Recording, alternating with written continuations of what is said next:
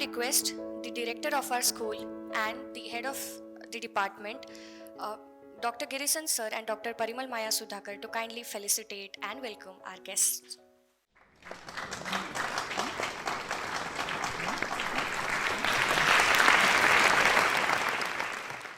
We are certainly very excited to hear from our guest today, to hear from his experiences, and certainly the message that he has for us today. Sir, I invite you to take up the floor. एक बार आप सब लोग अपने दोनों हाथों की मुट्ठी लगा के मेरे साथ भारत माता की जय बोलेंगे बोलेंगे ना ताकत से।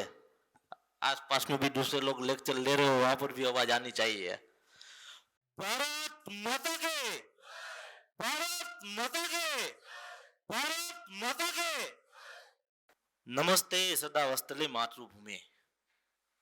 हे मातृभूमि, आपको सदा वंदन के साथ आज मुझे जो एमआईटी में बुलाया गया है राहुल करात जी ने, तो मैं तो बहुत धन्यवाद करता हूँ उसका। आज एमआईटी में मुझे लेक्चर देने का अवसर दिया। यहाँ के प्रोफेसर गण, आप सब सामने बैठे हुए पॉलिटिकल साइंस के छात्रों, मैंने भारत माता की जय क्यों बुलवाई पता है? बहुत सब लोग नहीं, बीजेपी वाले शायद सब लोग करते लेकिन हर जगह नहीं।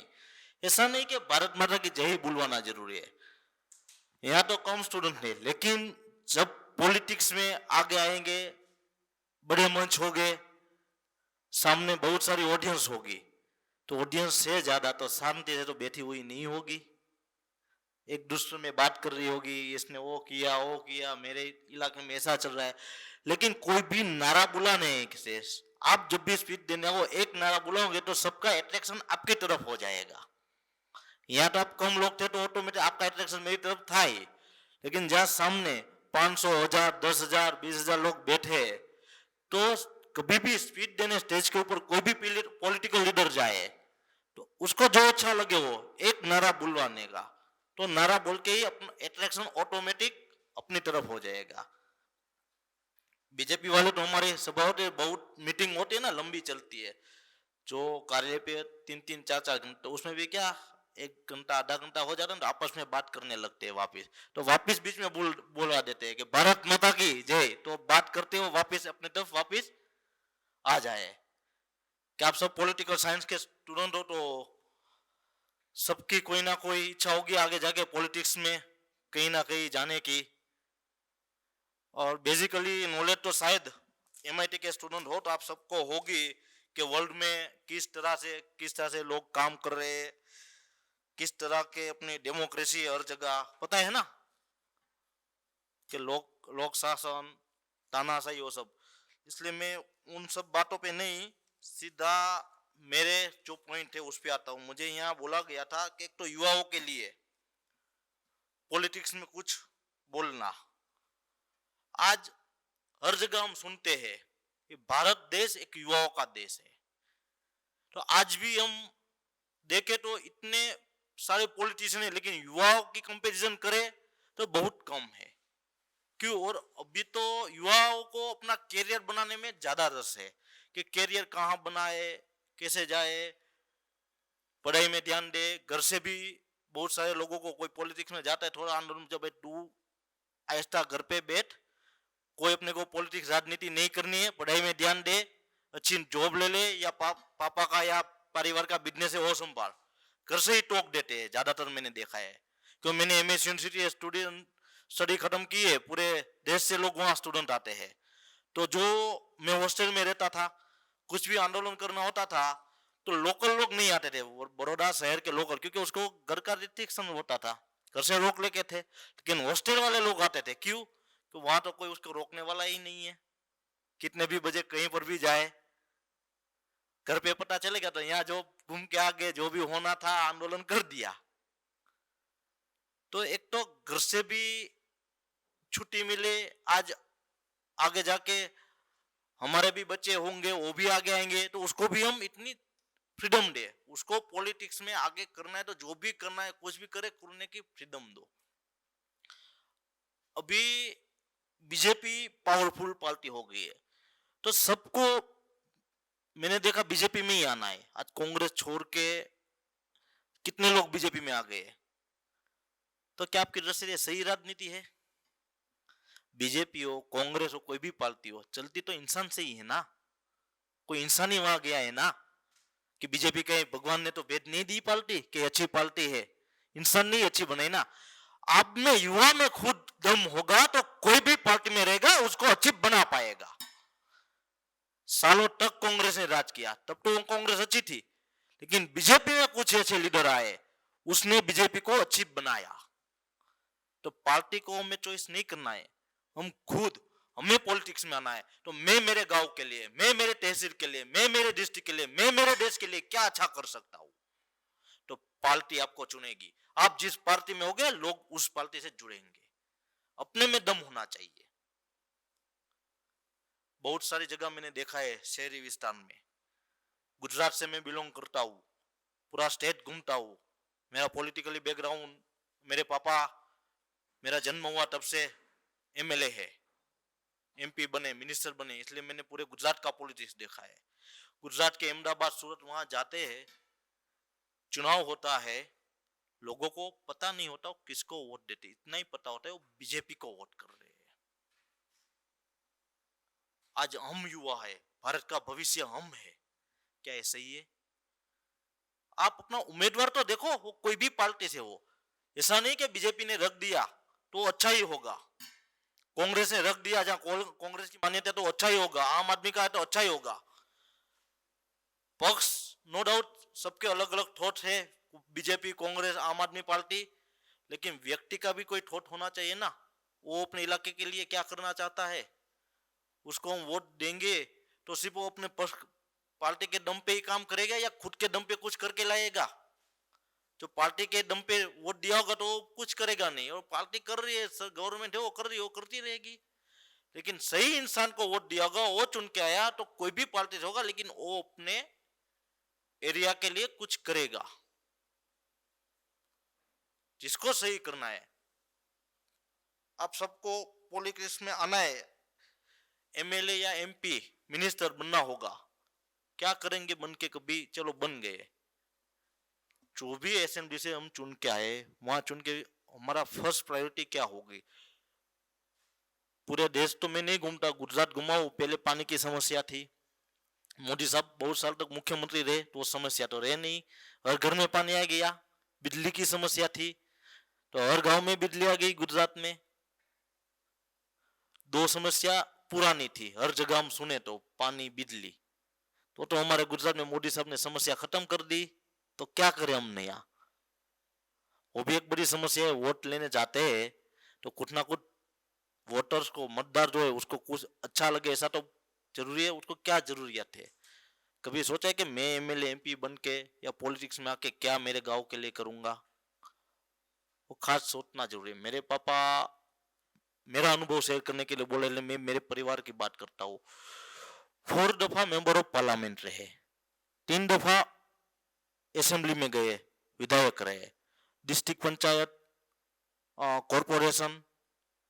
अब वो भी सवाल है कि डिस्ट्रिक्ट पंचायत में और कॉर्पोरेशन दोनों साथ में नहीं हो सकता। आप एमआईटी के पॉलिटिकल साइंस के स्टूडेंट हो, है ना, तो डिस्ट्रिक्ट पंचायत लड़ेगा, वो कॉर्पोरेशन कैसे लड़ेगा? कॉर्पोरेशन लड़ेगा तो डिस्ट्रिक्ट पंचायत नहीं लड़ेगा।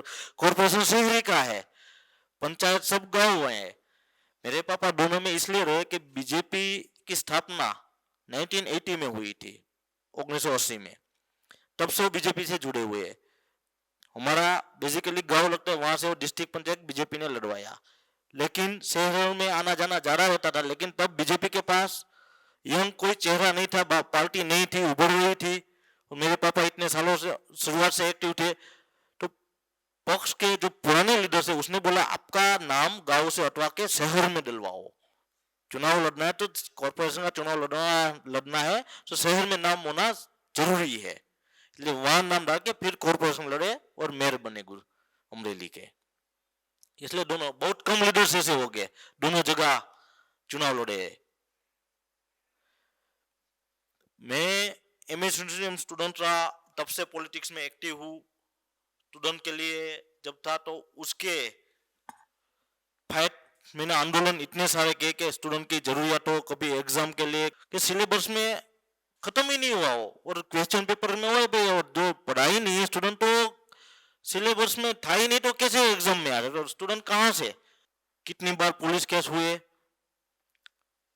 जेल में जाना पड़ा, लेकिन पॉलिटिकली बैकग्राउंड था तो कभी भी मैंने भी हम बैठे थे सर को बताया कभी भी मैं 4 साल कॉलेज की कोर्स 3 साल का होता है लेकिन मैं पढ़ाई में थोड़ा ज्यादा होशियार था तो फर्स्ट ईयर में 2 बार किया।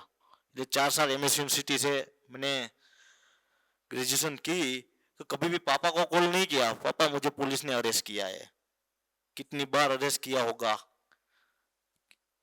ग्रेजुएशन खत्म होने के बाद 7-8 साल तो केस चलते रहे तब अब सब खत्म हुए लेकिन अपने दम पे स्टूडेंट लीडर था। स्टूडेंट के पावर से कभी भी ऐसा लगा कि अभी लंबा रहने वाला हूँ तो स्टूडेंट इकट्ठे हो जाते थे छुड़वाने सब स्टूडेंट आ जाते थे। जब कभी भी पुलिस अरेस्ट करके गई तो 50-100 स्टूडेंट पुलिस स्टेशन के बाहर क्यों कि एक लीडर उसके बीच हम खड़े थे।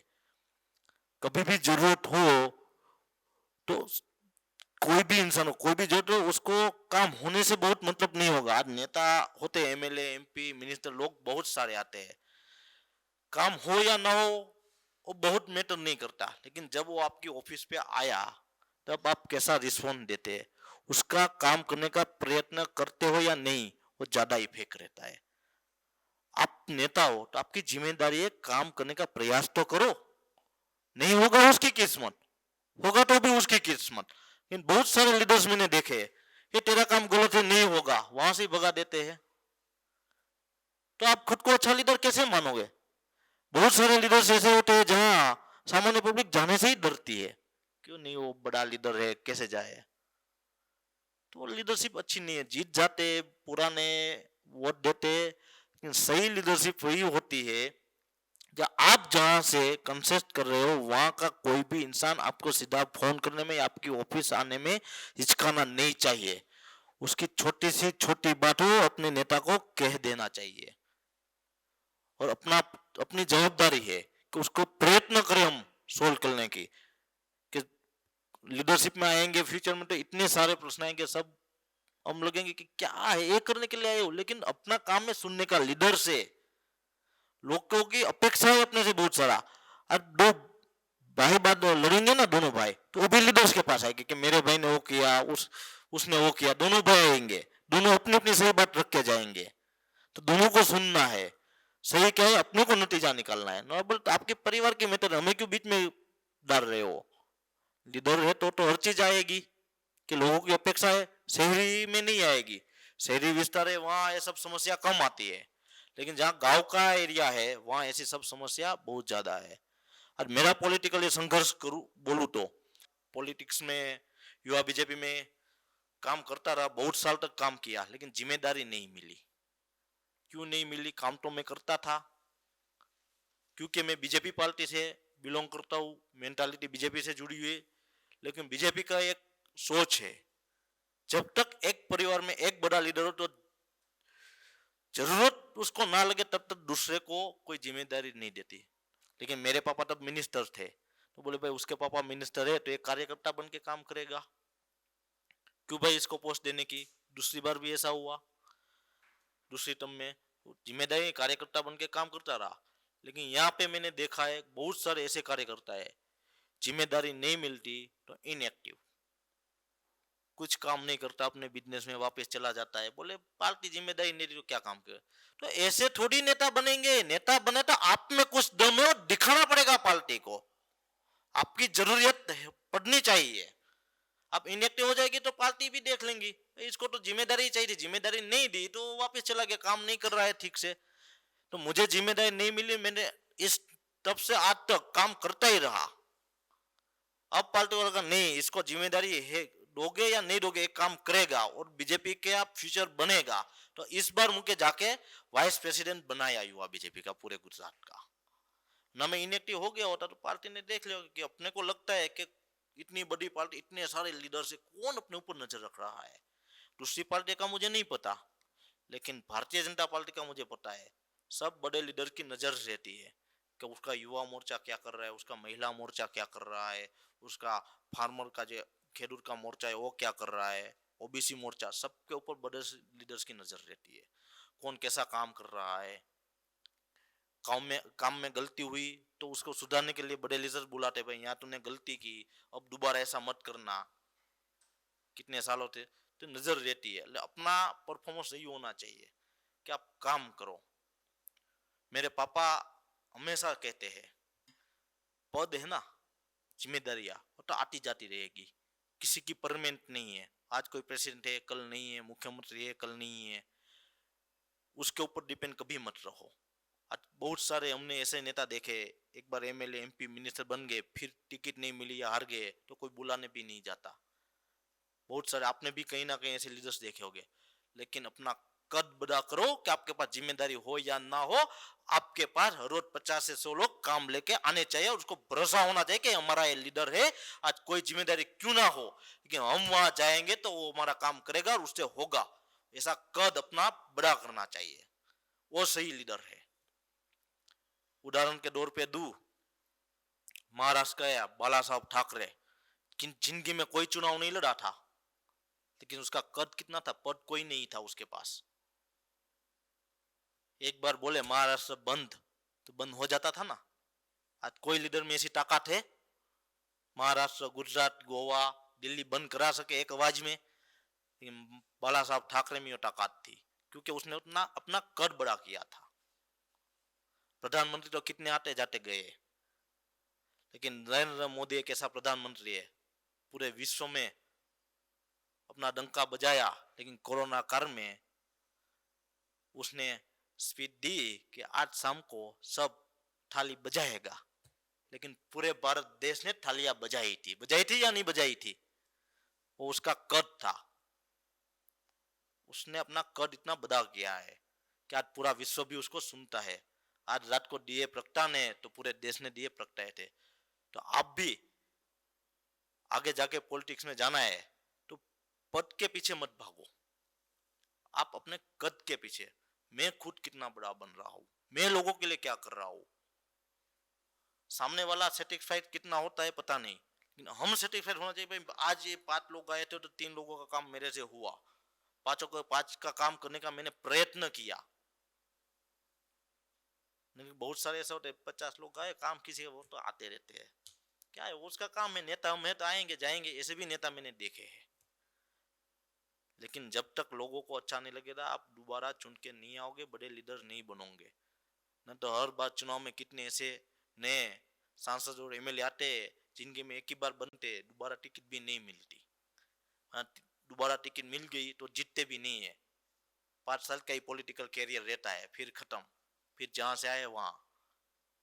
और दूसरा, आज की जो पॉलिटिक्स में देख रहा हूं, पहले की पॉलिटिक्स थी बिना आर्थिक सहयोग से चल जाती थी। आज तो फाइनेंशियली भी स्ट्रांग होना जरूरी है, टेक्नोलॉजी यूज करना जरूरी है। आज मैं यहाँ आया गुजरात से एमआईटी में, जो टेक्नोलॉजी इतनी फास्ट फ्लाइट या वो सब नहीं होती। पहले इधर आना पड़ता ट्रेन में, तो एक दिन आने का एक दिन जाने का, या बस में आता। लीडर फास्ट काम नहीं कर पाता।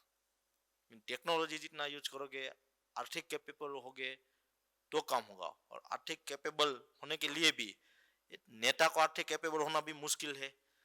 वो अपने बिजनेस में ध्यान देगा या पॉलिटिक्स कैरियर में ध्यान देगा, दोनों तो साथ में नहीं हो सकता। मुश्किल है कि दोनों जगह काम करने जाएगा तो फेल होगा, नहीं बिजनेस में सक्सेस होगा, नहीं पॉलिटिक्स में। तो परिवार से ऐसे चुनो। आज मेरी अभी आए बात हो रही थी, सर ने पूछा कि बिजनेस क्या हो, कौन संभाल रहा है। मैं बिजनेस कर रहा हूँ, क्योंकि अभी इतना घूम रहा हूँ, मेरा दौरा तो पूरे गुजरात में कंटिन्यू रहता है। तो कोई भी पार्टी जितना घूम रहे हो उसका खर्चा नहीं देती, खुद के खर्चे से ही घूमना पड़ता है। मुझे इंटरेस्ट इसलिए मैं मेरे खर्चे से घूम रहा हूँ, उसके लिए इनकम भी होनी चाहिए। तो बिजनेस में तो मैं ध्यान 10% ही देता हूँ, 90% मेरा फोकस मेरी पॉलिटिक्स कैरियर में है। लेकिन मेरा बिजनेस मेरी सिस्टर और मेरी वाइफ पूरा संभाल रही है। आज फैमिली का कोई हो तो उसके ऊपर भरोसा कर बिजनेस को दे देने का। जहां अटके हम लीडर से अटकेंगे, वहां अपने को पूछेंगे कि भाई यहाँ अटके क्या करे। लेकिन हम दोनों जगह जाएंगे, हम मिक्स हो जाएंगे, दोनों चीज करना मुश्किल हो जाएगा। कोई भी इंसान हो, बहुत कम लोग ऐसा है कि सब जगह पहुंच पाए, सब लोगों की कैपेसिटी नहीं है। तो मैंने भी आज मेरी सिस्टर और मेरी वाइफ के ऊपर भरोसा कि भाई बिजनेस तुम दोनों करो, मैं मेरा करियर पॉलिटिक्स में इंटरेस्ट है उसमें ही बनाता हूँ, उसी में ही काम कर रहा हूँ।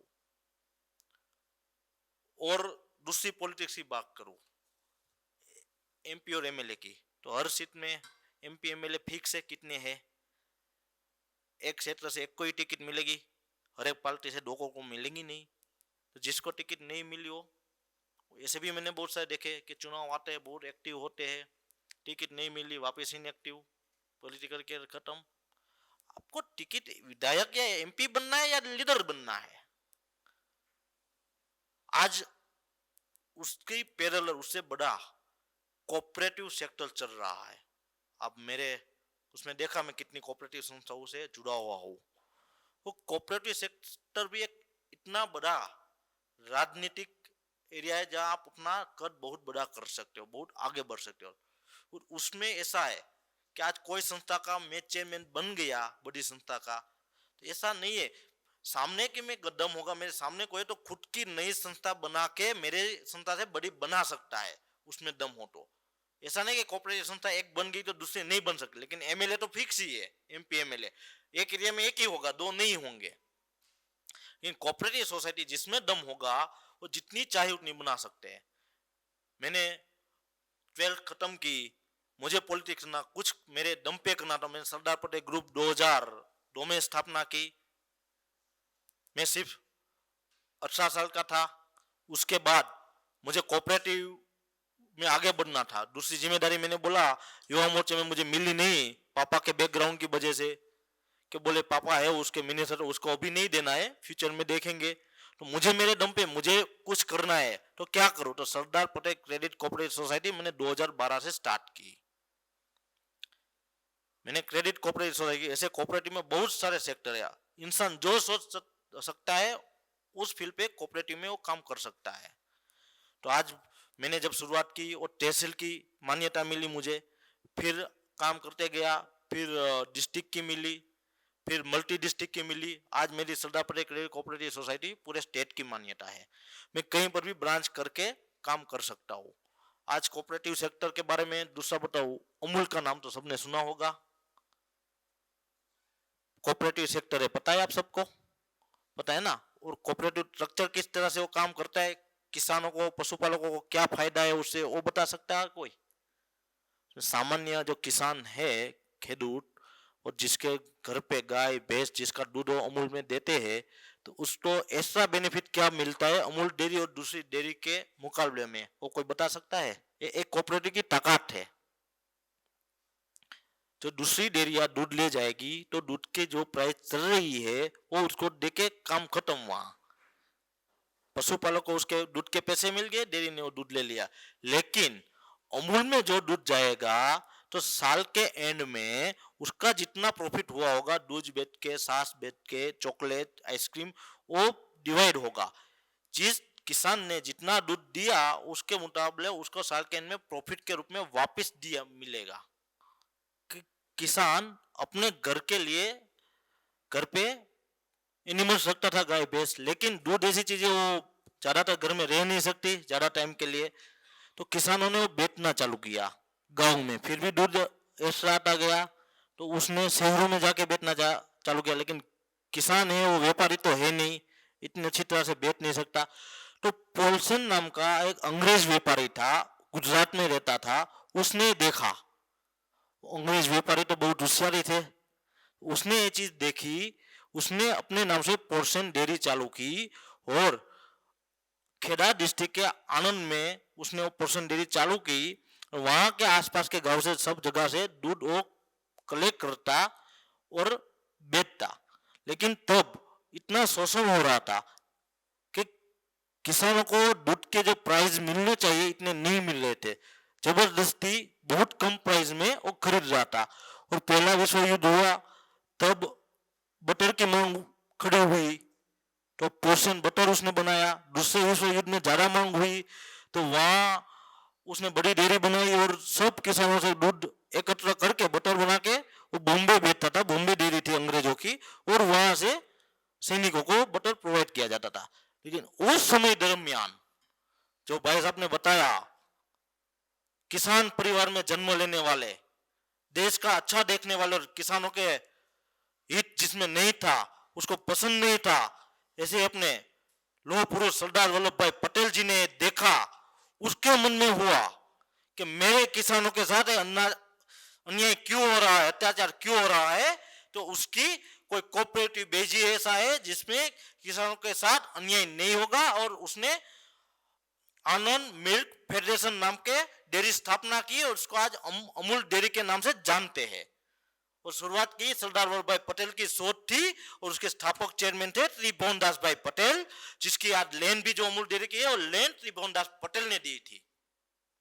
और उसने वसीयत की थी कि इस लैंड पे और अमूल डेयरी पे फ्यूचर में भी कोई मेरे परिवार से दावा नहीं कर पाएगा कि मैं त्रिभुवन दास पटेल के परिवार से हूं तो मुझे अमूल डेयरी में डायरेक्टर बनाओ या एलएन हमारे, ऐसा दावा नहीं कर पाएगा।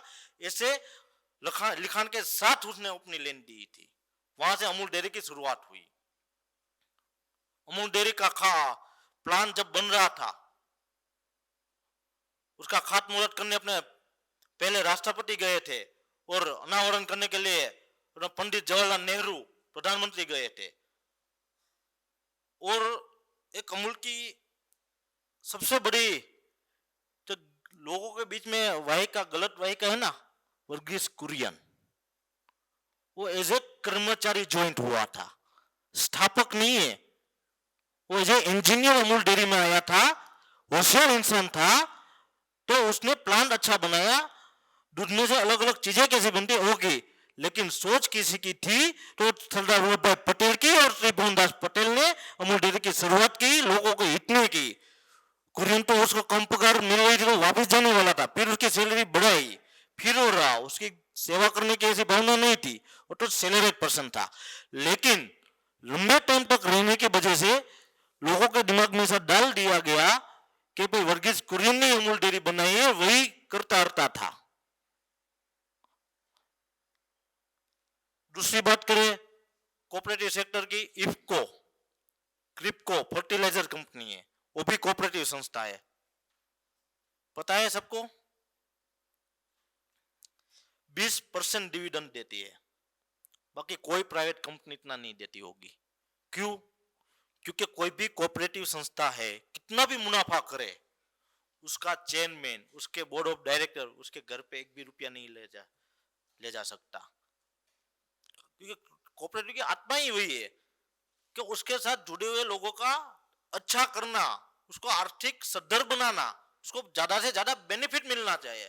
तो इतनी बड़ी फर्टिलाइजर संस्था हो गई है इफको, इतना मुनाफा कर रही है, तो 20% डिविडेंड के रूप में उसके साथ जुड़े हुए हरेक किसानों को साल के एंड में मिलते हैं। आज बिजनेस भी छोटा मोटा करे तो इतना रिटर्न नहीं मिलता, ये इफको या क्रिप्को वो भी देते हैं। दूसरी बात करें तो लगभग शायद सबने खाया होगा लिज्जत पापड़, खाया है ना सबने, वो भी कोऑपरेटिव संस्था थी नहीं है, कोऑपरेटिव संस्था, पता है आपको। महाराष्ट्र में गुजराती एक महिला थी, वो लेडीज, अभी तो बहुत लेडीज सामने से बाहर आ रही है, पहला कुछ साल पहले जाओ तो इतनी फ्रीडम नहीं थी सब लेडीजों के लिए। तब उसने घर पे बैठ के हम क्या करें, घर की इनकम कैसे बढ़ाए। आज खाने पीने की चीज तो अपने देश में तो महिला ही बनाती है, दूसरे देशों में जेंट्स इतना साथ देते, लेकिन अपनी अभी मेंटालिटी वही है, लेडीज ही बनाती है। तो भाई उसकी क्या खासियत, तो उसने पापड़ बनाना चालू किया, होममेड बनता था, आसपास बेचना चालू किया, वहां से आहिस्ता आहिस्ता चला, लिज्जत पापड़ इतनी बड़ी कंपनी हो गई है का जहां जहां गुजराती रहता है या भारतीय रहता है, जितने भी कंट्री है वहां लिज्जत पापड़ आज जाता है। वो भी एक कोऑपरेटिव संस्था, उसका भी वही जो सब कोऑपरेटिव संस्था में जो मुनाफा हुआ और डिविडेंड के रूप में जितने भी लोग जुड़े हुए हैं उसको दे देने का। लेकिन दूसरी गर्व की बात वो है, इतने सालों तक किसी ने नोंद नहीं ली, प्रधानमंत्री नरेंद्र मोदी ने इसकी नोंद ली, जो भी पद्मश्री अवार्ड दिए गए, तो वो जो महिला थी अभी 19 साल की हो गई है, उसको पद्मश्री अवार्ड देके उसको पुरस्कार किया गया। क्यों? उसने लिज्जत पापड़ कोऑपरेटिव संस्था बनाई, इतने लोगों को पहुंचा, कितनी महिलाओं आज उसके लिए उसका घर चलता है। एक कोऑपरेटिव सेक्टर की ताकत होती है। आज मैंने भी इतने सारे कोऑपरेटिव अलग अलग संस्था अमरेली से चालू की है। और पॉलिटिशियन के लिए तो खास जरूरी है कोऑपरेटिव चीज। आज आप विधायक बने, अगले बार या हार गए या टिकट नहीं मिली, लोगों का ना ऑटोमेटिकली कमी हो जाता है। लेकिन आपके पास कोई कोऑपरेटिव संस्था होगी, उसकी ऑफिस होगी, तो कोई ना कोई रोज कुछ काम के लिए उस संस्था में आएगा। आप एज ए चेयरमैन हो तो संस्था में आएगा, भाई चेयरमैन साहब बैठे हैं, चलो मिल के जाओ, राम राम करके जाओ।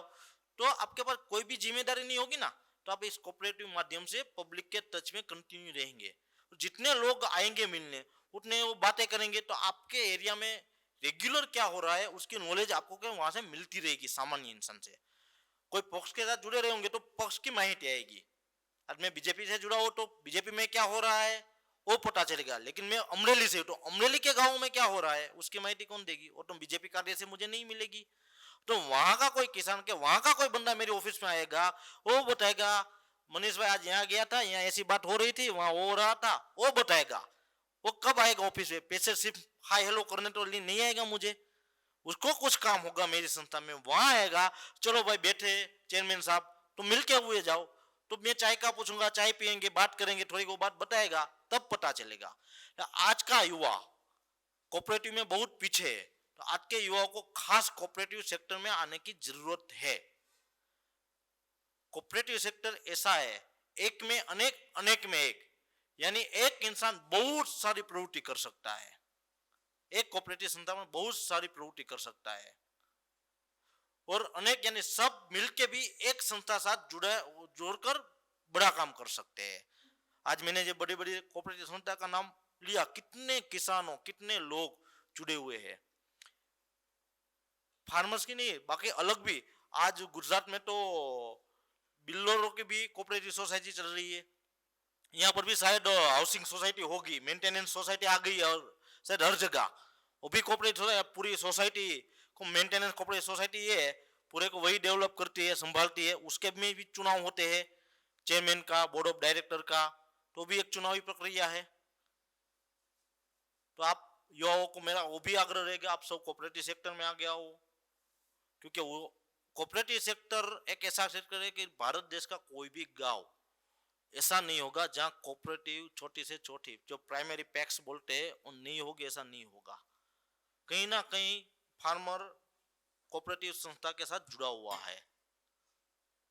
तो अपना देश तो खेती प्रधान देश है, और अभी भारत सरकार ने एफपीओ करके चालू किया है फार्मर का, जब फार्मर ऑर्गेनाइजेशन, उसके लिए भी गवर्नमेंट, आप जो एफपीओ बनाओ तो 3 साल तक की उसके कर्मचारियों की सैलरी, ऑफिस का खर्च भारत सरकार देती है।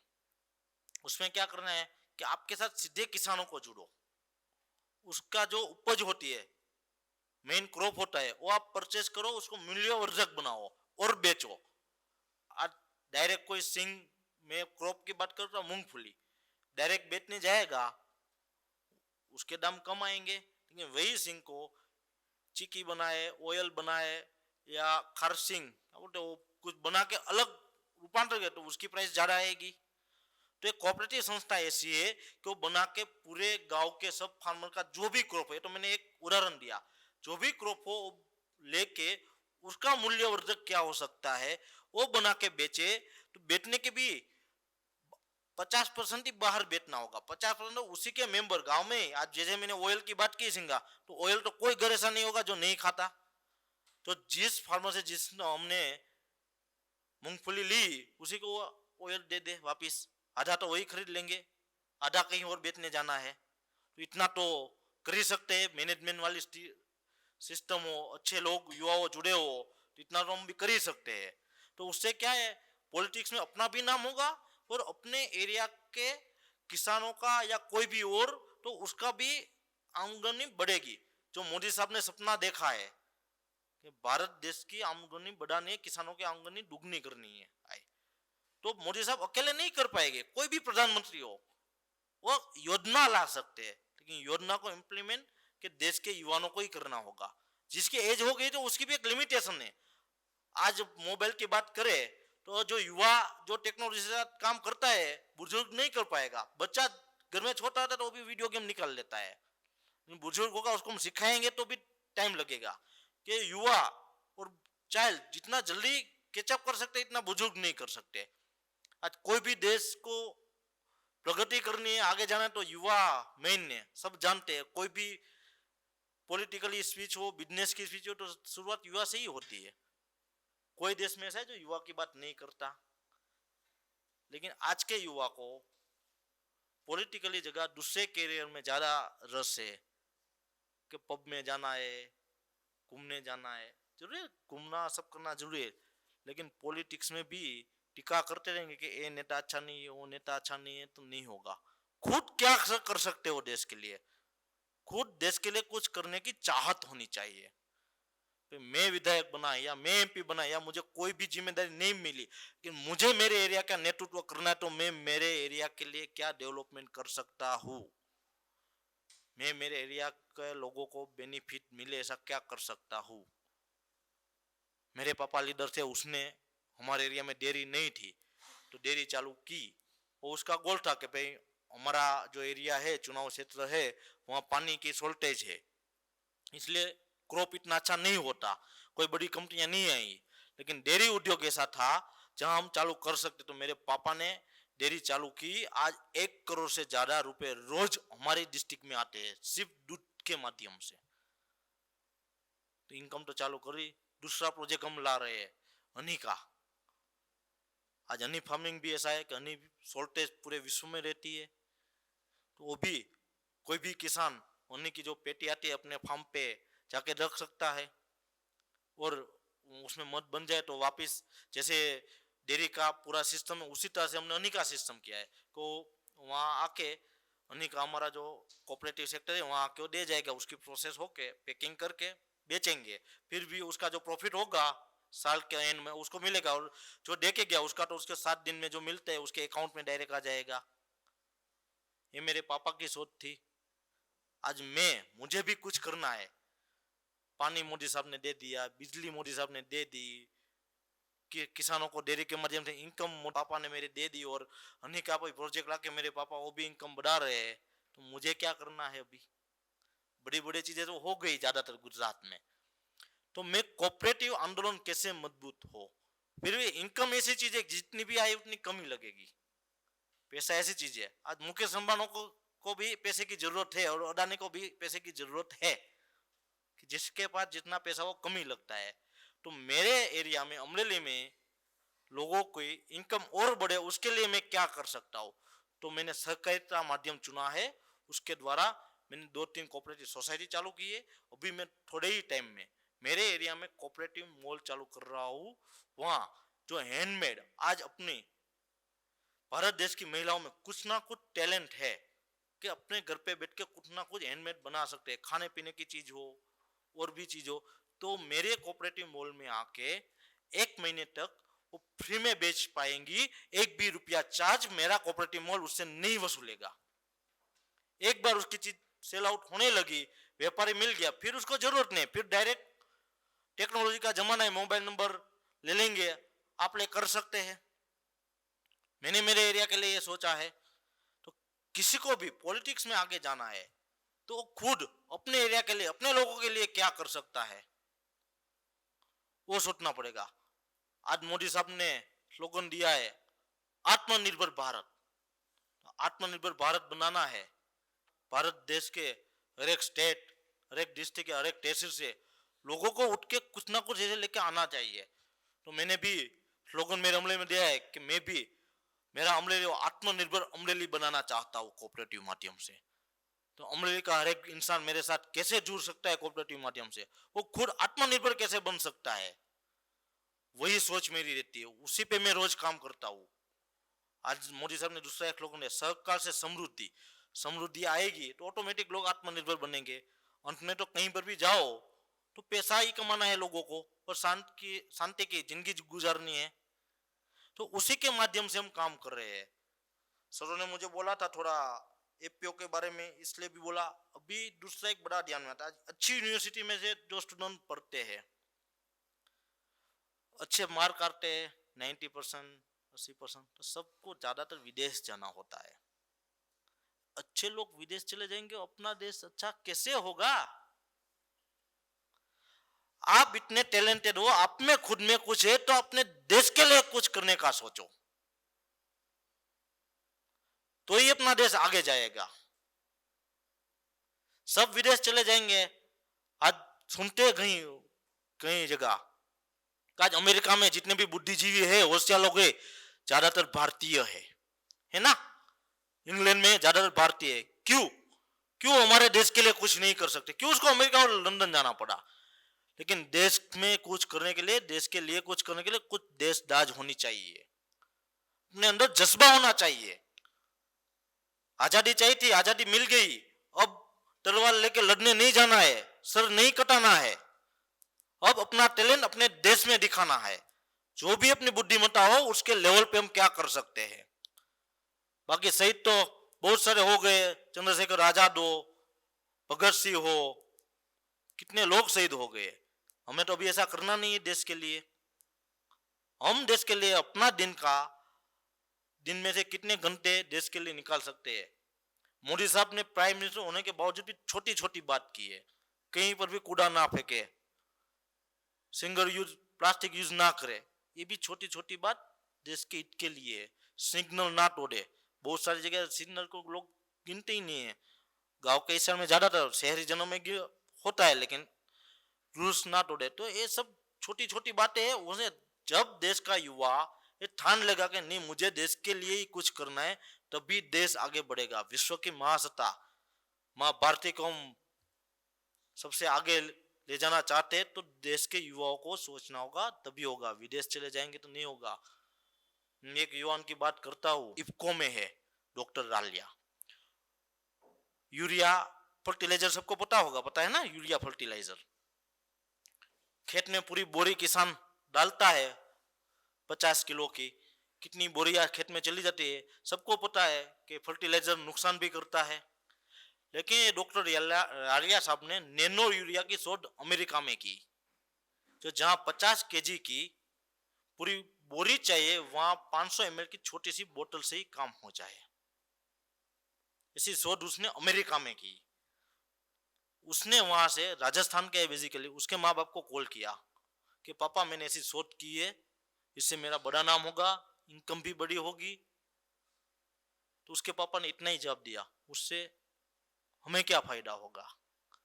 उसने बोला हमारे आंगन बढ़ेगी, हम पैसे वाले हो जाएंगे। बोले हमारा यानी मैं नहीं, तू नहीं, हमारे देश को क्या फायदा होगा? इतना ही बोला, उसको दिल पे लग गया। अमेरिका छोड़ के वो भारत आ गया, अलग अलग जगह कांटेक्ट किया। नहीं, फिर उसने प्रधानमंत्री श्री नरेंद्र मोदी जी का संपर्क किया।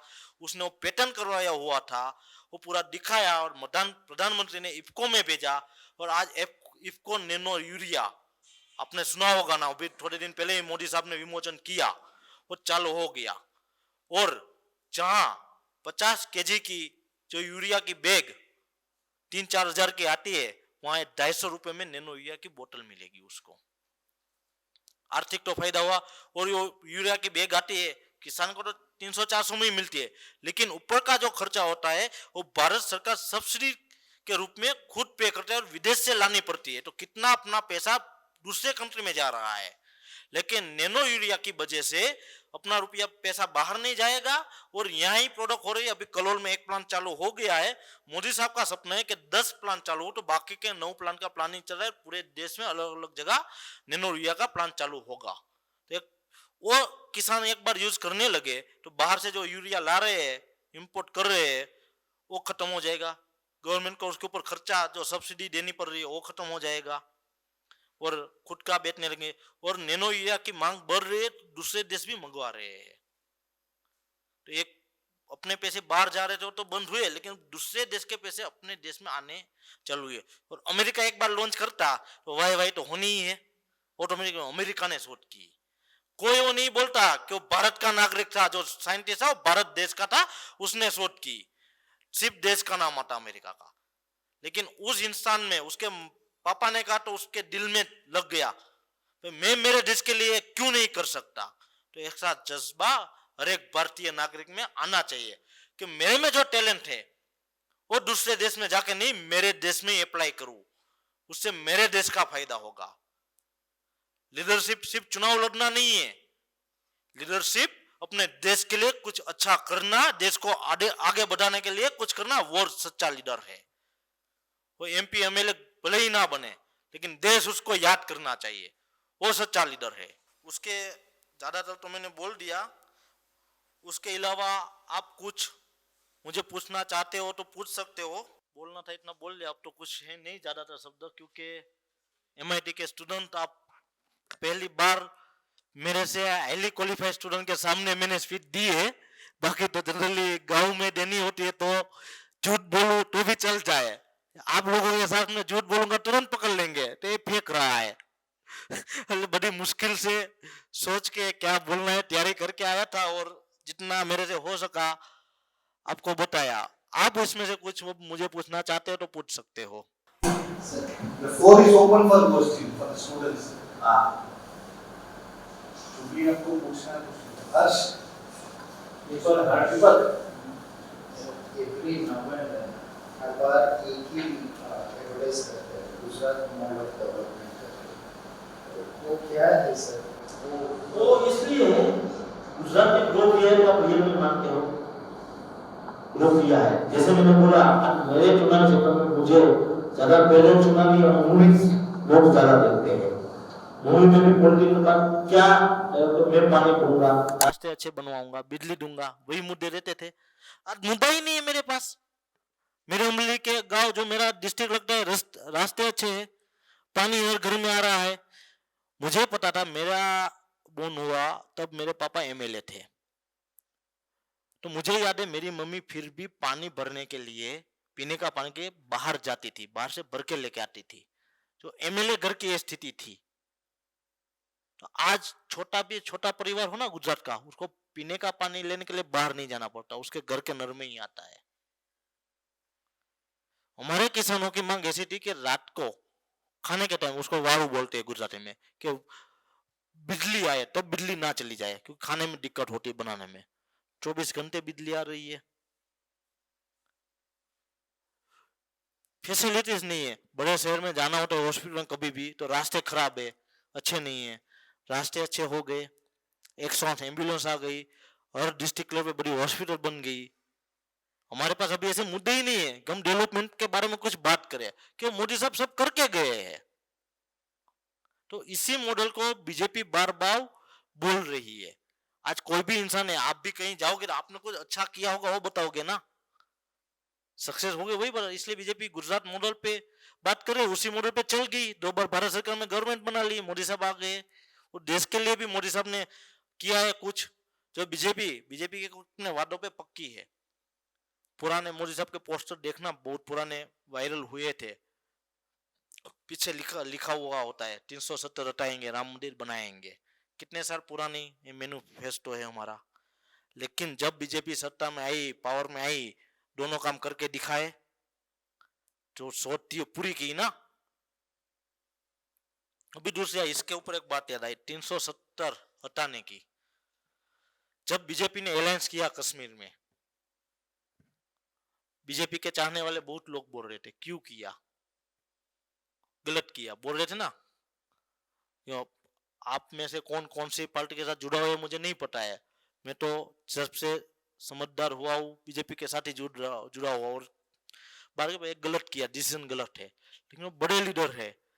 वो बाद में पता वो डिसीजन उसका सही था कि एक प्लानिंग का पार्टी था, तो उसकी गवर्नमेंट बनने देते तो 370 नहीं हटती। तो बीजेपी के साथ ज्वाइंट गवर्नमेंट बनाओ, फिर गवर्नमेंट को बर्खास्त करो, राष्ट्रपति शासन लगाओ, फिर 370 धारा हटाने का प्लानिंग होगा। ये सोच अमित भाई शाह की थी, इसलिए गठबंधन किया था। आज कभी कभी कोई पॉलिटिकल पार्टी बहुत लंबा सोचती है, क्योंकि उसमें बहुत सीनियर लीडर्स होते हैं, अनुभव होता है, उसके आधार पे सोचती है। लेकिन बेसिकली हमें लगता है कि गलत किया, बात करते ऐसा नहीं करना चाहिए था, गलत डिसीजन लिया, लेकिन उसका रिजल्ट 3 साल 4 साल 5 साल में आता है। कोई भी काम करे उसका रिजल्ट तुरंत नहीं मिलता, रिजल्ट 4-5 साल के बाद ही आता है। वाजपेयी जब प्रधानमंत्री थे, वाजपेयी सड़क योजना उसने लॉन्च की थी, उस ख्वाब उसने देखा था कि पूरे भारत देश की सड़क मजबूत होनी चाहिए, एक दूसरे से कहीं पे जाना हो। फिर कांग्रेस गवर्नमेंट आई, लेकिन उसने वो योजना का नाम चेंज कर दिया, ये योजना चालू रखी, तो आज पूरे देश में कहीं पर भी जाओ नेशनल हाईवे कितने अच्छे बन गए हैं। उसके पहले इतने नहीं थे। कोई एक इंसान की सोच अच्छी हो ना, तो उसकी जगह कोई दूसरा शासक भी आए ना, तो उसको कैंसर करना बहुत मुश्किल होता है। कोई अच्छा काम करके जाए तो उसको कैंसर कोई नहीं कर सकता। आज मोदी साहब ने किसान सम्मान निधि चालू की है, किसान को सिर्फ 2004 महीने में देते, महीने का 500 रुपए देते हैं। बहुत लोगों ने विरोध किया, एक 500 रुपए से क्या होगा क्या, लेकिन देना तो चालू किया। किसानों के हित के बारे में तो सोचा। वो किसी के भी गवर्नमेंट फ्यूचर में आएगी, वो 2000 से 1000 कर पाएगा? 2 के 3 ही करने होंगे या 5 ही करने होंगे, कम नहीं करने पाएगा। तो कोई भी अच्छी योजना एक बार चालू हो जाए ना, तो बंद करना कितना भी खराब नेता आ जाए बंद नहीं कर सकता। इसलिए गुजरात एक अच्छा मॉडल बन गया है। तो भारत देश में कहीं पर भी जाओ, बीजेपी वाला नेता तो गुजरात मॉडल दिखाएगा ही दिखाएगा। आज क्यों कोई भी पूरे देश में ऐसा पॉसिबल है पूरी गवर्नमेंट डिसॉल्व कर दो, नहीं बना दो? गुजरात में क्यों पॉसिबल हुआ? सीएम ने, सब मिनिस्टर ने, पता है ना थोड़े टाइम पहले पूरी गवर्नमेंट नहीं आ गई, एक भी मिनिस्टर रिपीट नहीं, सब युवा। कि गुजरात सक्सेस मॉडल है, गुजरात की जनता को बीजेपी पे भरोसा है कि उसने काम अच्छा किया है, इसलिए वो वहां इंप्लीमेंट हो सकता है। दूसरे स्टेट में बीजेपी ही है, करने जाए तो मुश्किल हो जाए। गुजरात में कर पाया क्योंकि वो रोल मॉडल है। अभी हमारे राष्ट्रीय अध्यक्ष जेपी नड्डा भी गुजरात आके गए, उसने भी अपनी स्पीच में बोला था कि गुजरात एक ऐसा स्टेट है, यहाँ कोई भी इंप्लीमेंट बीजेपी को करना है नया तो गुजरात से कर पाएंगे, कि गुजरात की जनता का साथ बीजेपी के साथ है और बीजेपी ने ऐसा डेवलपमेंट किया है और उसका विश्वास जीता है। आज की युवा जनरेशन वैसे ही वोट नहीं देती, तुरंत गूगल करेंगे सही बोल रहा है या गलत। सब सोशल मीडिया के साथ सब जुड़े हुए हैं, कोई गलत स्टेटमेंट भी दे देगा और वीडियो आ जाएगी, वो भी वायरल हो जाता है तुरंत। वो भी फिर बैकअप करना होता तो मुश्किल हो जाता है, बैकअप नहीं कर पाते। इसलिए और कुछ बोलना है तो बताओ। हमारे एरिया में खेती के लिए सबसे बड़ी प्रॉब्लम पानी की है, क्योंकि हमारा जो एरिया है गुजरात में थोड़ा अप लेवल पे है, जो उसकी लैंड जैसे अपने क्या बोलते हैं प्लेट होती है ना, उल्टी प्लेट, उस तरह। तो पानी की सबसे बड़ी दिक्कत हमारे सालों से रही है। जो भी नर्मदा जो नीर है उसका पानी मोदी साहब ने पीने के लिए तो पहुंचा दिया पूरे सौराष्ट्र ने, लेकिन मोदी साहब का प्लान जो करके गए थे पूरे सौराष्ट्र को, जो हमारा बेल्ट लगता है गुजरात में सौराष्ट्र एरिया जो बोलते हैं वो है, तो वहां खेती के लिए भी पानी नर्मदा पहुंचा, बहुत सारे एरिया में आ गया है, लेकिन उसके ऊपर काम चल रहा है कि फ्यूचर में पानी की प्रॉब्लम खेती के लिए नहीं होगी। और हमारा जो एरिया है मेन क्रॉप हमारा मूंगफली और कॉटन, और दोनों मेन क्रॉप्स है हमारे, तो उसके ऊपर ही। और जैसे मैंने बोला दूसरा कोऑपरेटिव माध्यम से जो हमारे मेन क्रॉप मूंगफली है, तो उसके लिए मैंने एक नई कोऑपरेटिव संस्था बनाई है, Amreli agriculture farmer producer and रूपांतर करके। तो उसमें हम क्या करेंगे, जितने भी किसान हैं उनसे हम पीनट्स मूंगफली खरीद लेंगे, तो उसको बेचने की वो झंझट गई, और वही में हम ऑयल बना के, तेल का प्लांट, ऑयल का प्लांट बना है, ऑयल बना के जिस किसानों को चाहिए, हर किसान के घर में ऑयल खाया जाता है, तो पहले उसको बेचेंगे, फिर जो बचेगा और दूसरी और कंपनियों को बेचेंगे, तो उसकी इनकम भी बढ़ेगी। एक तो उसको कहाँ बेचने जानी है और तकलीफ गई, फिर ऑयल भी शुद्ध उसको ऑयल मिलेगा, कोई मिलावट वाला नहीं। फिर साल के एंड में जो भी प्रॉफिट होगा वो उसको डिविडेंड के रूप में उसको वापस मिल जाएगा, आमदनी बढ़ेगी। आज पॉलिटिक्स में है तो लास्ट गोल तो देश के लिए कुछ अच्छा, देश के नागरिक के लिए कुछ अच्छा करना ही एंड गोल तो वही होता है। कोई दिल से बोले या दिखावे से बोले, बोलना तो यही पड़ता है। कोई ऐसा नहीं बोलेगा कि मैं मेरे खुद के लिए पॉलिटिक्स कर रहा हूं, सही है ना?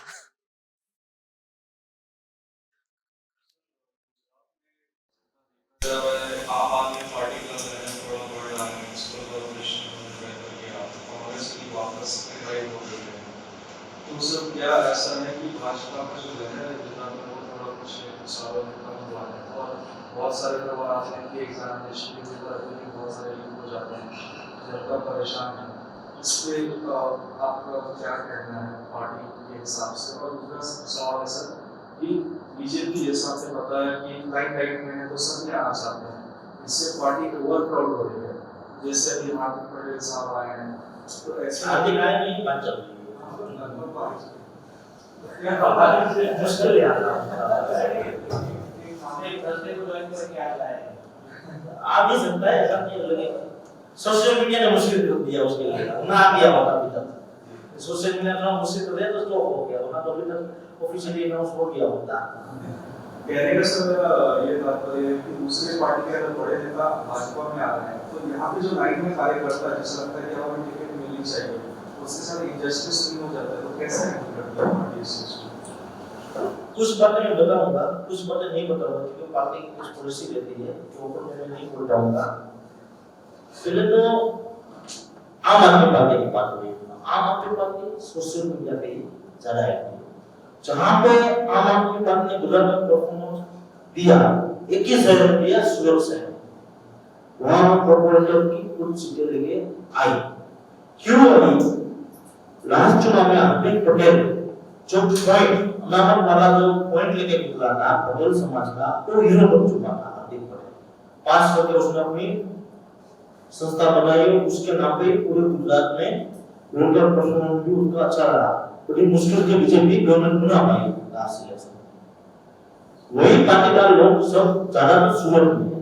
आज आर्थिक इकोनॉमी स्ट्रॉन्ग की जाए ना तो पाटीदार समाज की गुजरात में, तो वही सब पाटीदार सूरत रहते हैं। तो पाटीदारों का जो इलाका है वहां सब लोग आम आदमी पटेल का कोई पक्ष था नहीं, तो आम आदमी पार्टी में वही सब लोग हार्दिक पटेल वाले जुड़े आम आदमी पार्टी में, तो वहां उन्होंने अच्छा परफॉर्मेंस दिया और जीत गए। जीते सिर्फ 27 सीटें है, 37 होनी सारे में, क्योंकि उसने मार्केटिंग इतना बड़ा किया कि आम आदमी पार्टी चल रही है, आम आदमी पार्टी जीत गई। 27 ही है ये, इतनी सारी सीट है, 100 से ज्यादा सीट है उसमें, तो बड़ा परफॉर्मेंस नहीं था मार्केट का। उसके बाद चुनाव आया गांधीनगर कॉर्पोरेशन का, वहां पर भी इतनी सारी कैंपेनिंग की कि गांधीनगर कॉर्पोरेशन को आम आदमी पार्टी बना दी, सिर्फ एक सीट आई। मैं बहुत सारे लोग के बात नहीं करूंगा, तो आम आदमी पार्टी में जाएंगे, ज्वाइन करेंगे, उसमें लड़ेंगे, सबने कैंसिल कर दिया जाने का, परफॉर्मेंस डाउन हो गया। आम आदमी का दिखावा ज्यादा है, दूसरा कुछ नहीं। कांग्रेस बिल्कुल खत्म हो सकती है। अब 2022 का अभी का दिसंबर में चुनाव, उसमें तो वन में बीजेपी चली गई है। उसके बाद कौन सा नया पक्ष आता है नेक्स्ट चुनाव में 2027 में, उसका पता नहीं। अभी तो बीजेपी बन गया। दूसरी बात बीजेपी में आने के बाद अब कोई भी पॉलिटिकल पार्टी है कि सीनियर लीडर तो वही सोचेंगे कि उसकी पक्ष कैसे मजबूत हो। कांग्रेस के मजबूत नेता आ रहे तो पार्टी क्यों मना करेगी? आने तो जितने भी आते आने तो सबको टिकट दी, मिनिस्ट्री दी, टिकट देने का वायदा था, मिनिस्टर बनने का वायदा था, किया। ऐसा थोड़ी बोला था पार्टी ने परमानेंट टिकट देंगे, परमानेंट मिनिस्टर बना के रखा है। उधर में पूरी गवर्नमेंट चेंज हो गई, उसमें कांग्रेस वाले भी थे, मिनिस्टर बने हुए निकल गए। वायदा किया था, बना दिया, नए लोगों को चांस मिला। अभी भी हमारे प्रदेश अध्यक्ष पाटिल साहब बोल रहे हैं कि 100 नए युवाओं को चांस मिलेगा। तो उसमें फर्स्ट प्रायोरिटी जो पुराने बीजेपी वाले होंगे उसी को मिलेगी, जो कांग्रेस या कहीं और से आए होंगे, जो मजबूत एकदम रियल में मजबूत होगा उसी को टिकट मिलेगी। वरना सब आएंगे तो सबको टिकट नहीं मिलेगी। तो वो लोग इसलिए आ रहे हैं, दूसरा रीजन वो भी है क्या कांग्रेस को कुछ रहा ही नहीं। उसको कांग्रेस के कार्यालय पे जाना है तो वहां जाकर बात क्या करे, देश नहीं में कुछ प्रोग्राम ही नहीं कर रही कांग्रेस। आज विरोध पक्ष तो मजबूत होना चाहिए, कुछ परफॉर्मेंस ही नहीं कर रही है, तो वो बाहर कैसे निकाले? तो बीजेपी में आएंगे तो कुछ तो काम कर पाएंगे, तो खुद के दम पे जाए। आज मैं गुजरात युवा मोर्चा का वाइस प्रेसिडेंट हूँ, तो पार्टी के कार्यक्रम आते वो तो आते वो करते, लेकिन मुझे कुछ होगा तो मैं क्या करता। आज इवेंट में आज आप लोगों ने बुलाया, क्यों बुलाया? मैं युवा मोर्चा का वाइस प्रेसिडेंट हूँ। युवा मोर्चा में यहाँ से किसने बोला था? मनीष को बोला, हमारे वाइस प्रेसिडेंट को बोला, वो आपके सीनियर लोगों को ज्ञान है। तो मेरे से बात हुई तो बोला आप मैं आया, मैं काम कर रहा था इसलिए आया ना। वो सोचती है वो सिर्फ एक लेवल होता है, खुद काम कर रही है तो कोई जिम्मेदारी की जरूरत नहीं है। आज भी मेरे पापा नहीं एमएलए नहीं एमपी है, फिर भी गुजरात में सीनियर प्रोडक्ट कुछ भी हो जिससे तो उसको पूछते हैं, क्योंकि उसने इतने सारा काम किया है और उसके लिए मान्य नहीं करती, उसने अपने काम को बड़ा बनाया।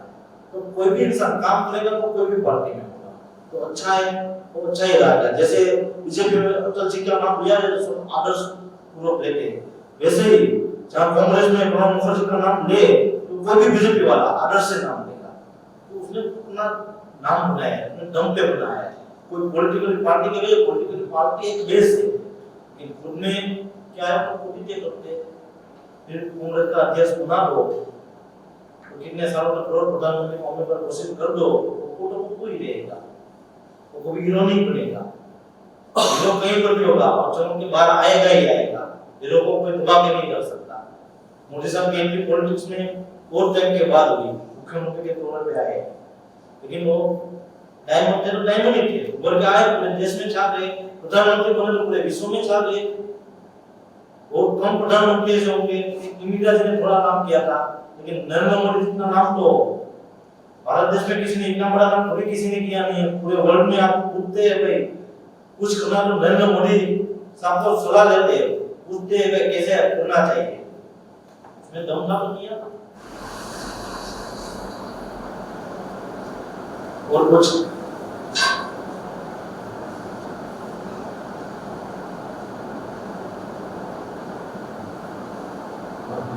सवाल तो आपको सर, आप जैसा पॉलिटिकल फैमिली से आते हैं तो आपको पॉलिटिक्स में रास्ता इजी होता है या पॉलिटिकल फैमिली से आने से कुछ नुकसान भी है क्या? हाँ दोनों है, यानी कि एक पॉलिटिकल परिवार से हो तो कोई भी नेता के सामने जो जाना होता है ना, पीछे जो नाम होता है ना, इजी जा सकता है। आज मेरी जगह वाइस प्रेसिडेंट भी है, उसको मुख्यमंत्री या दूसरे मिनिस्टर के पास जाना होता है, चिट्ठी जाए फिर बुलाए। मेरा ऐसा है किसी भी मित्र के पास काका, गुजराती में काका बोलते, चाचा हिंदी में चाचा बोलते, क्योंकि मैं छोटा था तब से सब सीनियर लीडर मेरे घर पे आते जाते हैं। मेरी एज 35 खत्म होने आई, युवा बीजेपी का तो सिस्टम में 35 एज भी युवा बीजेपी में काम कर सकता है। तब मुझे युवा बीजेपी में वाइस प्रेसिडेंट की पोस्ट मिली, पहले नहीं मिली। जब मैं 25 साल का था तब से नाम चल रहा है, क्यों नहीं मिली? तो उसके पापा तब मेरे को 50 मिनिस्टर थे, वो पॉलिटिकल बैकग्राउंड है, इसलिए पोस्ट नहीं मिली। फिर संभाल के बहुत करना होता है, एक भी गलत काम हुआ तो भाई दिलीप भाई के लड़के, मेरे पापा का नाम दिलीप भाई लड़के ने गलत किया, न्यूज़ में लिखा जाएगा, बोर्ड पर आया भी है। अच्छा करूंगा वो तो जनता का लड़का है, करेगा, कोई न्यूज़ में नहीं, कोई पीने का नहीं। लेकिन कोई गलती हो गई, एक बार नो पार्किंग में कार पार्किंग हो गई थी, वैसे नो पार्किंग था नहीं कॉलेज के गेट पर, वो भी फोटो फ्रंट पेज पे आ गया। मेरे पापा कायदा मंत्री थे, कायदा मंत्री के लड़के की कार नो पार्किंग में, वो क्या फायदा है? कॉलेज में था, बाइक का मुझे शौक है चलाने का, कॉलेज में थोड़े बहुत काम करते थे, खुले से बाइक चलाई थी। फोटो मैंने सोशल मीडिया, तब सोशल मीडिया और ग्रुप था, फोटो तब फेसबुक इतना नहीं था, और ग्रुप में डाली थी। न्यूज़ इंडियन न्यूज़ में था, तब एक मिनट कैसी न्यूज़ आती है, एक मिनट में उसमें कायदा मंत्री का लड़का खुलेआम कायदे की रचा उड़ा रहा है,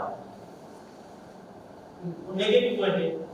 और वही न्यूज़ मैंने 10-15 बाद देखी, दिन के बाद दूसरे की देखी, गांव का कोई था, वो खुलेआम से स्टंट कर रहा बाइक पे, उसी ताले बोल दिया कोई किस तरह से बाइक चला रहा है, खुलेआम उसको देने वाला मैं था, इतना नेगेटिव था, उसी ताले चल रहा है।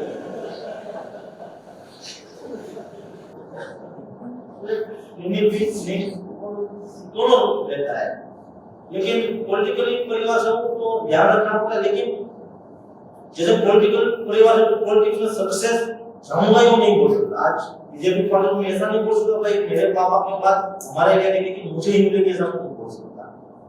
पार्टी को जो सही लगेगा उसी को ही देगी, उसको लगेगा नहीं मुझे से काम कर रहा है तो कैपेबल है तो मुझे देगी, नहीं चलेगा किसी और को उसको मिला। दूसरी पार्टी है कांग्रेस, तो फिक्स है, बाप के बाद बेटा ही आएगा, वो कोई नहीं आएगा। लेकिन पॉलिटिक परिवार से फायदा है, वो आपके घर से जब से संबंध हो पूरी परिवार से चलती रहती है, पापा मिनिस्टर गवर्नमेंट की कैसे काम है वो सुनते रहता हूँ। पापा घर में भी जनरल सब पॉलिटिक्स के घर में भी ऑफिस रहती है, ऑफिस तो घर में से काम वहाँ पे बैठता हूँ साथ में काम करता हूँ। कितनी ऐसी चीजें बन जाए अधिकारियों से कैसे काम लेना, जनता के लिए अच्छा काम कैसे करना, कुछ नॉलेज मुझे वहाँ डायरेक्ट नहीं मिलती। दूसरे लीडर्स को वो जब आएंगे प्रैक्टिकल लाइफ में तब उसको मिलेंगे। मुझे आज जैसे मैंने कोऑपरेटिव में बात किया, मैं गुजरात के कोऑपरेटिव यूनियन का डायरेक्टर, सबसे छोटी उम्र का मैं, बाकी सब मेरे से सीनियर हो। 3-4 डायरेक्टर तो ऐसे जो बोर्ड मीटिंग में आता है एक लड़का साथ में आता है बंदा देने के लिए, ठीक से अकेले चल भी नहीं पाते। तो कोऑपरेटिव में ज्यादातर बुजुर्ग है, युवा कोई गुस्सा इंटरेस्ट नहीं है या नॉलेज नहीं कहाँ से जाए कैसे घुसे, उसमें घुसना भी मुश्किल है, उसने भी नहीं देते सीनियर लीडर। मुझे कोऑपरेटिव में फायदा हुआ कि मेरे पापा कोऑपरेटिव लीडर्स थे, मुझे नॉलेज था, उसकी वजह से मैं मेरे एरिया से आराम से घुस पाया। उस के साथ ज्यादा हरीफाई नहीं है, कोई ब्रेक नहीं है, नहीं ये पॉलिटिशियन का लड़का इसको नहीं किसी और को चाहते हो, कोई है ही नहीं हरीफाई के सामने। तो उसमें दूसरा फायदा है कि एक एरिया में एक आप दूसरी भी कर सकते हैं। जैसे मेरे गांव के सरदार पर एक ट्रेनिंग कॉम्प्लेक्स सोसाइटी बनाई, तो उसमें हरीफाई नहीं एक एरिया में ही बन सकते हैं। स्थापक चेयरमैन में हो बनाए मैंने, तो जब तक मैं चाहूंगा मैं चेयरमैन होऊंगा। बड़ी हो जाएगी फिर उसमें हरीफाई किसी और को ट्राई करना, वो मैं करके करूंगा तो कोई और आ सकता है, जो मैं करके नहीं करूंगा सही चलो जब तक मैं चाहूंगा तब तक मैं चेयरमैन बना रहूंगा। जितनी भी डिस्ट्रिक्ट कोऑपरेटिव बैंक है ना, कोई कोऑपरेटिव बैंक डायरेक्ट नहीं है, वो ऐसे कोऑपरेटिव सोसाइटी रजिस्टर हुई होगी जब भी हुई होगी तब फिर वो जाके बैंक में ट्रांसफर हुई।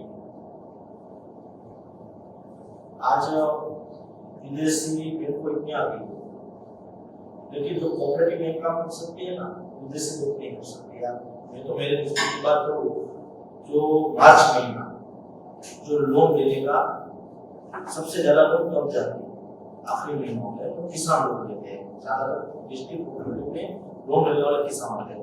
तो रात को 12 बजे तक हमारी ब्रांच खुली, क्योंकि वहाँ के जो कर्मचारी हमारे डिस्ट्रिक्ट के लोन लेने जो आया तो क्लाइंट नहीं है, हमारा बंदा है, हमारा किसान है। तो जब तक बाहर ब्रांच के बाहर रहेगा किसान रहेगा तब तक ब्रांच खुली रहेगी। प्राइवेट बैंक होगी 5 या 6 बजे तक बंद। किसान लोग फॉर्म भरना नहीं आता, प्राइवेट बैंक तो नहीं भरते, लेकिन यहाँ कोऑपरेटिव बैंक में क्या पूरे की पूरा काम किसान को पता नहीं लगे, कर्मचारी को करके देगा। कि कोऑपरेटिव एक चीज ऐसी अपनी भावना जुड़ी हुई होती है कि अपने लोग हैं, अपने जो मोदी साहब लोकल फॉर वोकल बोलते हैं ना, तो कोऑपरेटिव ऐसी चीज है लोकल फॉर लोकल, लोकल से ही खरीदो लोकल में ही बेचो, कर्मचारी भी सब लोकल। आज विदेशी बैंक में कहाँ से लोग आते, आज महाराष्ट्र का गुजरात में जो घूमने आएगा उसका इंटरेस्ट नहीं होगा इतना, उसको वापस महाराष्ट्र में कैसे पहुंचेंगे तो वही इंटरेस्ट होगा, और वहां के लोगों को लगाव भी नहीं होगा। ये रियलिटी है। आज जो जहां का है वहां जितना लगा होगा उतना दूसरे में नहीं करेगा कुछ भी करो। कोऑपरेटिव में लेकिन लोकल ही रहते हैं उसमें ज्यादा, वहां का कोई नहीं आता। तो भी तो देश में कितने लोगों को आपको पॉलिटिकल साइंस के थ्रू में आपको पता होगा पॉलिटिक्स में सब आता है, उन्हें कितने लोगों को पता नहीं है, जिसमें तो नहीं पता होगा ये सब कोऑपरेटिव है। अभी भी बहुत सारे फील्ड में देख लो अमूल की बात है, अमूल को कंपनी मानते हैं, विप्रो को कंपनी मानते हैं, तो कंपनी कोऑपरेटिव संस्था है, उसका कोई चेयरमैन कोई मालिक नहीं है, उसका चेयरमैन तो कोई भी चेंज हो सकता है। तो चुनाव हर बार 4 साल चुनाव आता है फिर चेंज हो जाता है। और सेंट्रल लेवल की कोऑपरेटिव की बात करो, विप्रो नाफेड से उसमें तो सब में रूल्स है, एक इंसान 2 ही बार चेयरमैन बन सकता है, ज्यादा से ज्यादा 10 साल, फिर चेयरमैन नहीं बन पाएगा। और 10 साल में चेंज होना जरूरी है, कभी 5 साल में हो जाता है, लेकिन 10 साल से ज्यादा कोई टिक ही नहीं पाएगा। वो कोऑपरेटिव की ताकत है, हर नए इंसान की सोच आती है। मतलब एक ही इंसान होगा, हमारे के रिलायंस है, कितना भी कमा है, उसके समझ अपने को कुछ नहीं देने वाला, उसके साथ जुड़े हुए इंसान को कुछ नहीं देने वाला। कोऑपरेटिव है वो देंगे, देश के लिए कुछ करना तो कोऑपरेटिव माध्यम से ही आगे बढ़ेंगे तो ज्यादा अच्छा रहेगा।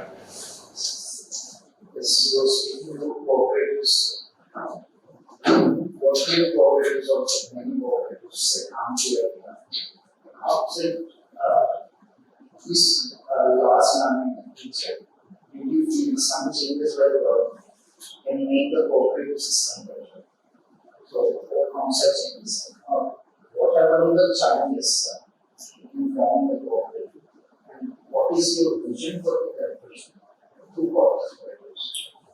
मैंने अभी एक बात का शुरुआत में बोला तो मोदी साहब ने उसको दिया सरकार से सपोर्टिव यानी कोऑपरेटिव से फाइनेंशियली सदर जो मोदी साहब गुजरात से गए हुए उसने गुजरात का कोऑपरेटिव देखा है कैसा मजबूत है आज तक पूरे देश को कोऑपरेटिव मंत्रालय थे किसी को पता एग्रीकल्चर डिपार्टमेंट के साथ छुपा हुआ था भारत सरकार का एग्रीकल्चर मिनिस्टर जो है उसी को ये जानते थे एग्रीकल्चर मिनिस्टर कोऑपरेटिव एग्रीकल्चर का एक पार्ट है कोऑपरेटिव हर जगह किसानों के साथ जुड़ा हुआ है लेकिन मोदी साहब को पता है कोऑपरेटिव की ताकत क्या है देश का हर एक गांव कोऑपरेटिव के साथ जुड़ा हुआ है इसलिए उसने पूरा कोऑपरेटिव डिपार्टमेंट अलग करके नया मंत्रालय बनाया और मंत्रालय किसको दिया भारत के इतने सारे मंत्री है बीजेपी के साथ नहीं लड़े लेकिन कोई नए खिलाड़ी को नहीं भारत सरकार का होम मिनिस्टर प्राइम मिनिस्टर के बाद जो दूसरा पावरफुल इंसान है पैसा उसको कोऑपरेटिव मिनिस्टर बनाया क्यों उसको पता है कोऑपरेटिव ताकत बहुत होता है तो इसमें गलत इंसान आ गया तो इतना डेवलप नहीं कर पाएगा जिसमें जज्बा नहीं होगा डेवलप नहीं कर पाएगा लेकिन अमित भाई भी ऐसे इंसान है जिसमें जज्बा कुछ करने की ताकत है अच्छा है कि मुझे कुछ मेरे देश के लिए करना है इसलिए कोऑपरेटिव मिनिस्ट्री उसको दी गई जैसे एनपीओ मैंने बोला वो कोऑपरेटिव का ही भाग है एनपीओ एग्रीकल्चर फार्मर प्रोड्यूस तो एनपीओ का ही भाग कोऑपरेटिव का ही भाग है मोल पूरे देश में कर दिया कोऑपरेटिव अलग अलग स्कीमें लाने लगे सब्सिडी देने लगे आज अमित भाई की और मोदी साहब की दोनों की इच्छा वही है कि अपने देश में कोऑपरेटिव मजबूत हो उससे लोगों की आमदनी बढ़े क्योंकि आज अपना धन बाहर जा रहा है तो लोकल पर लोकल लोग बेचने कहाँ जाएंगे तो जिसको लेना है खरीदेंगे कहाँ तो कोऑपरेटिव माध्यम से ही जैसे मैंने बोला कि मेरी सोच है सब लोग लाएंगे मेरे मोड़ पर बेचेंगे तो कोऑपरेटिव का सोच होगी तो ही होगा क्योंकि मेरी प्राइवेट कंपनी बना के करने जाऊंगा ना दिमाग में उसमें मुझे कितना प्रॉफिट मिल रहा है मैं कितनी सेवा करूं कंपनी में हो जाएगा और कोऑपरेटिव संस्था ऐसी वो उसमें आज मैंने चालू की मैं कहीं 200-300 साल को जिले वाला हूं नहीं जिले के लोगों ने जितना जीवन दान दिया है इतनी है तो कल मेरे पास जो मेरे परिवार से किसी को पॉलिटिक्स में इंटरेस्ट होगा वो अगर नहीं होगा इंटरेस्ट में पॉलिटिक्स में मेरे पास कोई और चेंज नहीं आएगा उसके बाद कौन वही आएगा कि संस्था परमानेंट चलती रहेगी तो अमूल को कितने सालों पुरानी संस्था है जिसने बनाई वो लोग तो उसके परिवार से भी नहीं उसके परिवार को भी पॉलिटिक्स में इंटरेस्ट नहीं था बिजनेस में इंटरेस्ट था तो बिजनेस में लग गए तो वो परमानेंट चल रहा उससे आमदनी बढ़ती है और अलग अलग योजना आई है दूसरी उससे बेनिफिट क्या हुआ कोऑपरेटिव का सबसे बड़ा मंत्रालय बना मोदी साहब आया मैं खुद के लिए बोलूं तो बड़ी बात है मैंने अभी तक बोला नहीं सबको वर्ल्ड कोऑपरेटिव संस्था चलती है आईसीओ इंटरनेशनल कोऑपरेटिव एलायंस 200 से ज्यादा कंट्री उससे साथ जुड़े हुए हैं उसके अलग अलग डिपार्टमेंट है आईसीएओ करके डिपार्टमेंट है इंटरनेशनल कोऑपरेटिव एग्रीकल्चर ऑर्गेनाइजेशन तो इस संस्था ने बहुत साल इतने सालों से भारत देश खेती प्रधान देश है तो किसी ने उसका प्रेसिडेंट बनने के लिए चुनाव में खड़े होने की हिम्मत नहीं क्योंकि उसमें पता होता है कि कितने वोट में कैसे चुनाव लड़ेंगे तो आ जाएंगे भाई भी नहीं दे पाएंगे भाई देने के ताकत में तो भी चुनाव लड़े ना इस बार 18 जून को उसका चुनाव है तो भारत देश से अपना प्रतिनिधित्व कर रहे हैं तो वो मेरे पापा दिलीप भाई सरकार ने प्रतिनिधित्व इसलिए कर रहे हैं कि नरेंद्र मोदी ने पूरे विश्व का दौरा किया कोऑपरेटिव बेस भारत देश का जो पूरे विश्व के हम उसने दिखाया है उसके बेस पे हम वोट मांग सकते हैं और जीतने की संभावना है आज तक हुआ नहीं उसके लिए कोऑपरेटिव के लिए तो इंटरनेशनल में नाम होगा तो मेरे पापा लग रहे थे कि 2000 रुपए के खुद की तारीफ ज्यादा लग रहा है लेकिन देश से अभी तक किसी ने प्रेसिडेंट के चुनाव में खड़े रहने की भी हिम्मत नहीं की। ये कोऑपरेटिव बैंक मजबूत हो रहा है, प्रधानमंत्री बड़े साहब और सरकार कमेटी और इनिशिएटिव ले रहे हैं, उसके लिए मेरे पास चुनाव लड़ने की हिम्मत कर पाए और जीतने की भी संभावना बढ़ी है। इस बार भारत जीत जाएगा। आज तक कोई चुनाव भी नहीं लड़ा है, तो इंटरनेशनल लेवल पे कोऑपरेटिव में नाम बड़ा हुआ। आपका गवर्नमेंट ना आईसीए करके बहुत बड़ी संस्था है कोऑपरेटिव की। आप आप सबका धन्यवाद, जो बुलाया है मैंने इस लिए सबका धन्यवाद। अवसर दिया, कभी भी कोई दूसरा समस्या हो तो मेरा संपर्क करना, कुछ भी जरूरत होगी तो अवश्य मदद करूंगा। धन्यवाद।